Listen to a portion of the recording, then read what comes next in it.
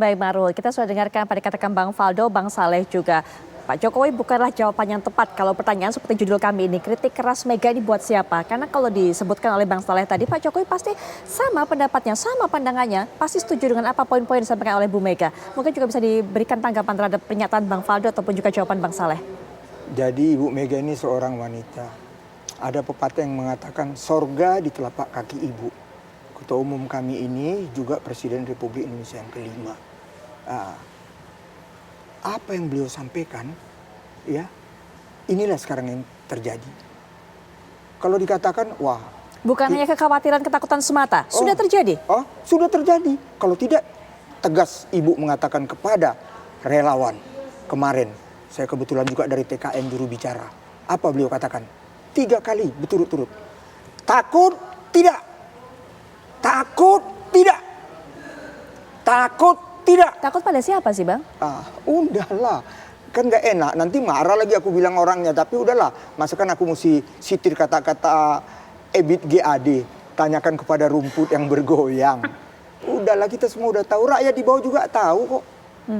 Rakyat di bawah, bagaimana Gibran, bagaimana Prabowo, saya tanya kepada rakyat itu tahu kok.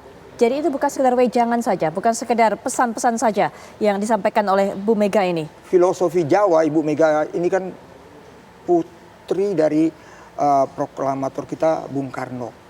Jawa ini sahabat saya nih, pengamat. Ada filosofi yang paling baik.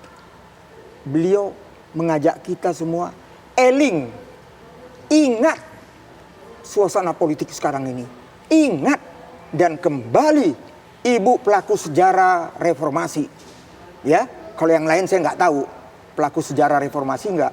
Beliau di Orde Baru bagaimana pahit, manis, asam getirnya kehidupan. Beliau sebagai ketua umum kami pada waktu itu. Jadi beliau mengingatkan Orde Baru itu begini loh. Dan sekarang memang lagi begitu kita lakukan. Ini fakta kok. Oke, baik. Baik, Bang Saleh, ini fakta kalau katanya Bang Ruhut. Sekarang seperti Orde Baru itu yang diingatkan juga oleh Bu Mega, begitu katanya. Ini yang sedang berjalan, begitu kata Bang Ruhut. Silakan Bang Saleh. Jadi kalau ini fakta, ya kalau ini fakta mestinya memang fakta-fakta itu disodorkan kepada seluruh aparat yang tersedia untuk memproses itu. Kalau ada pelanggaran pemilu ada Bawaslu-nya, bahkan ada Gakumdu segala macam, itu bisa. Tapi begini sebetulnya, persoalan kita, saya kira kita masuk kepada pertanyaan fundamental saja. Bahwa sampai hari ini Pak Jokowi itu adalah kader PDI Perjuangan. Bahwa Pak Jokowi itu tidak pernah menampik sedikit pun bahwa beliau itu dari dulu berpolitik selalu dengan PDI Perjuangan. Mulai dari wali kota, gubernur, dan juga presiden. Dan karena itu maka kalau misalnya ada tadi kegelisahan seperti yang disampaikan oleh Bu Mega, sebetulnya secara internal kan bisa dipanggil. Dan dalam potret politik nasional kita sering sekali Pak Jokowi dipanggil dan beliau datang. Beliau pasti ada nasihat, karena sebagai orang tua tadi, sebagai ibu, pastilah Pak Jokowi mendengar itu. Jadi kalau ada kekhawatiran-kekhawatiran itu, secara internal saja saya kira di PDI Perjuangan ini bisa diselesaikan. Kenapa mesti harus dibesarkan, dibawa keluar? Seperti sekarang ini seakan-akan bahwa ada putus komunikasi antara Bu Mega dengan Pak Jokowi. Padahal selama ini Pak Jokowi dianggap sebagai petugas partai yang ditugaskan jadi presiden. Misalnya seperti itu oleh PDI Perjuangan. Kemudian di DPR, sampai sekarang kan sebetulnya penguasa DPR itu adalah pemenang pemilu. Pemenang pemilu itu notabene-nya adalah PDI Perjuangan yang bisa mengusung capres-cawapres sendiri tanpa harus katakanlah koalisi dengan partai lain. Nah karena itu mestinya dari sisi legislasi itu atau legislatif itu mestinya PDI Perjuangan ini sangat kuat begitu. Nggak ada yang perlu dikhawatirkan sama sekali. Apalagi sampai sekarang anggota-anggota kabinet yang bekerja untuk melayani masyarakat itu banyak juga dari kader-kader PDI Perjuangan.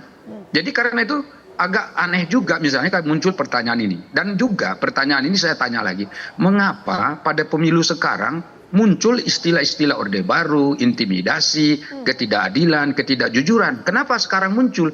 Kenapa pada pemilu yang lalu, ya kan, di mana pada waktu itu Jokowi masuk pada periode kedua yang diusung oleh PDI Perjuangan, istilah-istilah ini nggak keluar. Baik. Di mana? Kenapa dalam zaman itu Orde Baru nggak muncul? Kenapa sekarang muncul? Dan saya lihat ini menyeruak makin keras, makin kencang setelah proses pencalonan presiden dan wakil presiden. Nah, ini yang terjadi ini sebetulnya apa? Apakah benar bahwa asumsi-asumsi yang dijelaskan tadi itu ada faktanya atau tidak gitu? Kalau memang hanya asumsi saja dan itu sebagai peringatan, kita tadi sudah mengapresiasi bahwa apa yang disampaikan oleh Bu Mega itu tentu kita sebagai politisi, saya sendiri tentu ya harus ikut. Karena itu memang benar adanya. Tetapi kalau memang itu ditujukan pada satu orang atau satu kelompok tertentu, saya kira ini perlu mendapatkan perhatian serius kita semuanya. Karena tidak boleh juga ada kecenderungan yang tidak baik yang ditujukan pada satu kelompok atau satu pasangan calon tertentu, sementara fakta dan buktinya belum jelas adanya begitu. Baik, pertanyaan Bang Saleh langsung saja ditanggapi oleh Bang Ruhut. Kenapa baru keluar semua istilah itu sekarang? Kemudian kalau memang itu terjadi, kenapa tidak dipanggil, dibicarakan secara internal saja, Bang Ruhut? Ini pertanyaan yang sangat baik, ya. Kenapa? Tadi tanya, kalau ada bukti ada apa? Kurang apa lagi itu MK sampai mengeluarkan keputusan dengan MK. Kurang apa? Ya, putusan nomor 90. Masih saja menanya. Oke lah, itu. Tapi prosesnya yang jadi masalah. Ya, caranya, kata adik-adik BEM UI kita, ya, Fakultas Hukum UI. Caranya, kan itu. Udahlah, kalian nggak usah ngomong begitu. Ya, kami sadar betul 9 tahun beliau bersama kami. Tapi sekarang kami tahu betul, sekarang beliau lagi dicoba oleh yang selama ini kita tahu bagaimana perannya di Orde Baru. Selama ini pesaing kami, beliau dicoba supaya menari di atas gendang mereka-mereka ini. Ya terserah, tapi kami tetap menjaga, kami menjaga kok dari Ibu Mega, Pak Joko Widodo sampai selesai 2024. Tapi nanti udah selesai ini bagaimana nanti ya apa yang mereka lakukan ke Pak Joko Widodo, apa yang mereka lakukan kepada Gibran. Kami juga tidak mau jadi pemadam kebakaran. Kami mencegah. Sebenarnya sebagai seorang anak Pak Joko Widodo nggak usah dipanggil, datang begini ibuku ya 23 tahun. Dia menjadi anak Ibu Megawati Soekarno Putri. Apa salahnya datang? Kok mesti dipanggil? Ini tahun politik, nanti dipanggil salah lagi. Ada komunikasi internal yang tidak baik dong kalau gitu seperti. Iya. Bang Ruhut. Iya, beliau selama dong. ini. Beliau dong, datang dong. Selama ini.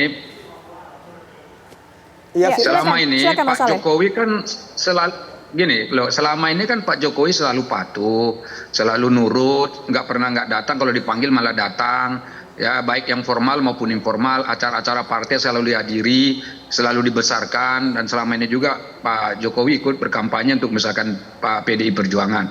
Nah, yang saya katakan itu mestinya kan sekarang pun masih tetap nurut, mestinya tetap akan patuh kalau dipanggil gitu. Nah, sekarang kan malah justru saya lihat ada katakanlah ya reaksi-reaksi yang saya kira tidak perlu dalam rangka menghidupkan kembali demokrasi di Indonesia yang saya kira kita ini tadi katanya bergembira menghadapinya gitu. Tapi kalau dengan ada catatan-catatan yang dibuat seperti itu tadi, itu menimbulkan saya kira penafsiran-penafsiran yang nanti tafsir itu jauh dari konteks yang sesungguhnya.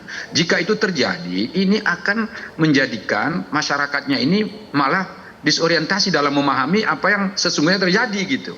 Karena terlalu jauh misalnya dengan membandingkan dengan Orde Baru, mohon maaf ya.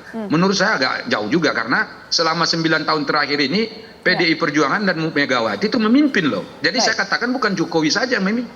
PDI Perjuangan yang ketua umumnya adalah Ibu Mega. Baik, Bang Saleh. Itu yang memimpin, itu yang menang.